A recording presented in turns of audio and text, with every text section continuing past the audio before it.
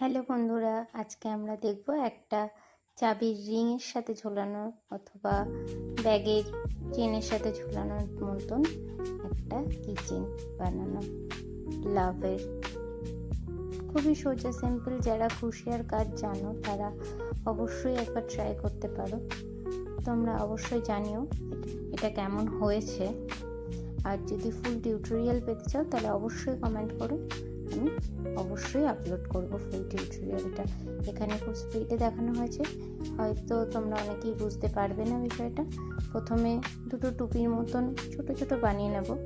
সেই দুটোকে একসাথে জোড়া করে আস্তে আস্তে ঘর কমাতে কমাতে কমাতে কমাতে দেন লাভ শেপটা দেব এবং তার ভেতরে তুলো ভরে নেব। তুলো ভরে পুরো হার্ট শেপটা কমপ্লিট করব।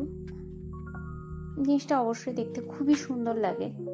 আমি আগেও এরকম অনেকগুলো বানিয়েছি অনেককে গিফট করার জন্য। তোমরা গিফট হিসাবে ওটা দিতে পারো।